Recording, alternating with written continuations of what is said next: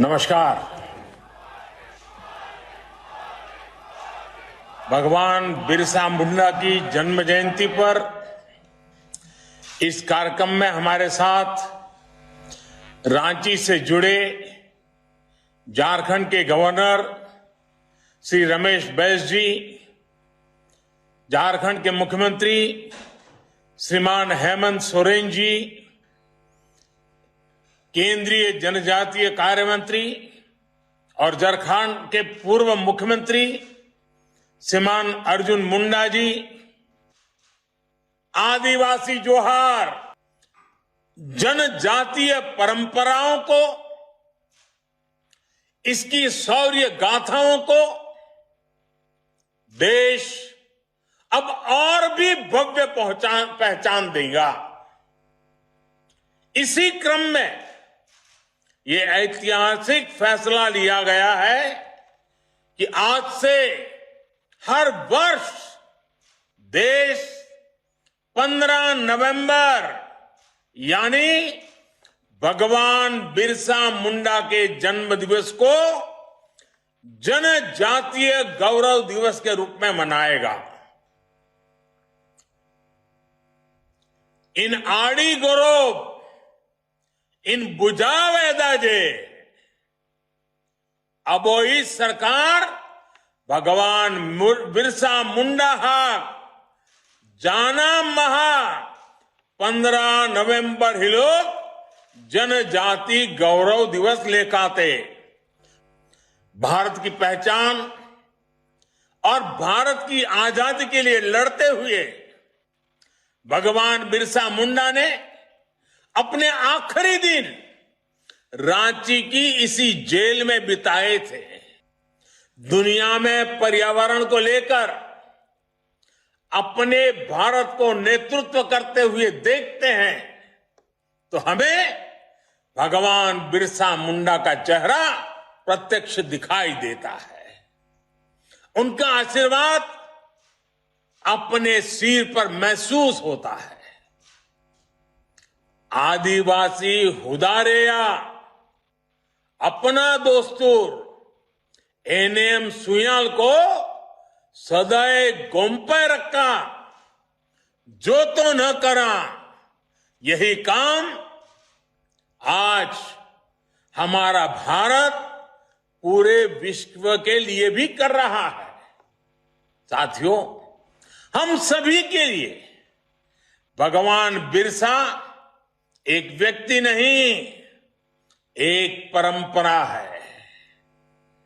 वो उस जीवन दर्शन का प्रतिरूप है जो सदियों से भारत की आत्मा का हिस्सा रहा है।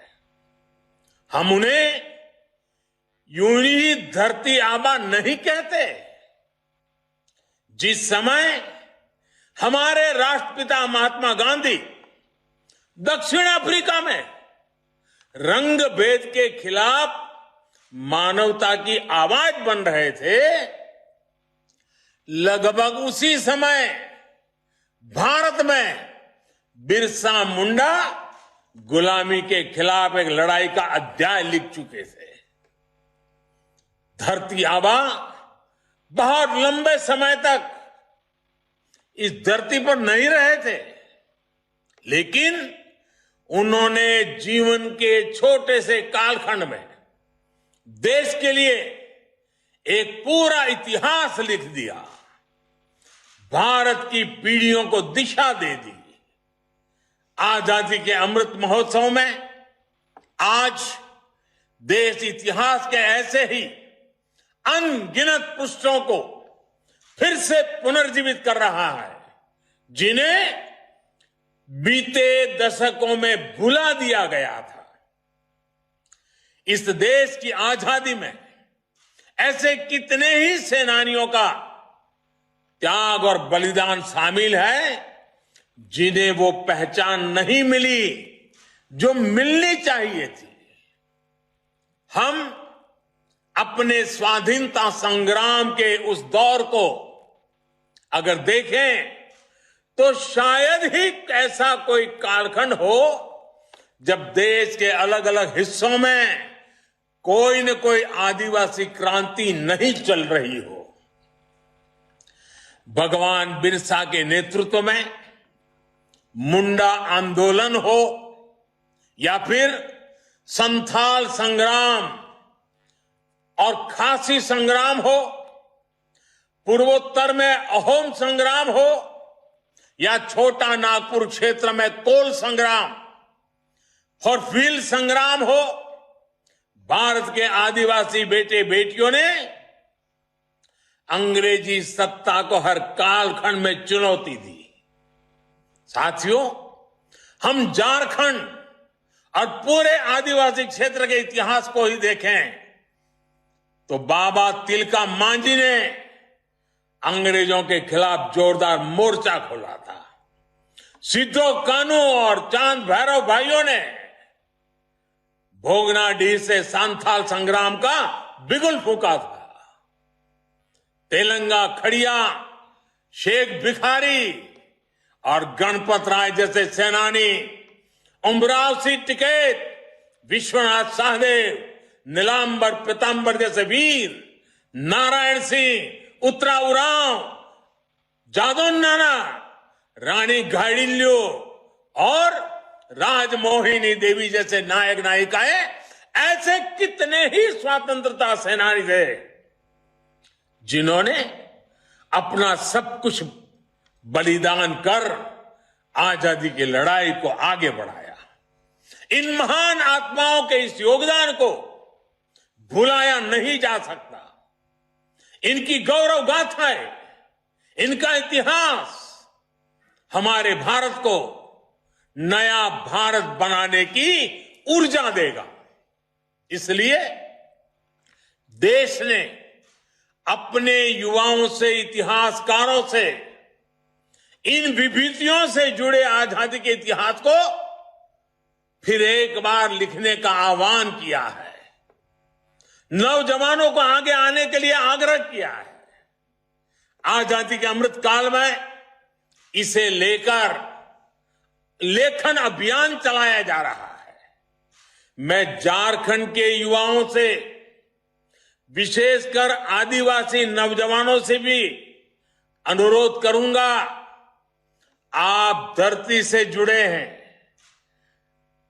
आप न केवल इस मिट्टी के इतिहास को पढ़ते हैं, बल्कि देखते, सुनते और इसे जीते भी आए हैं। इसलिए देश के इस संकल्प की जिम्मेदारी आप भी अपने हाथों में लीजिए।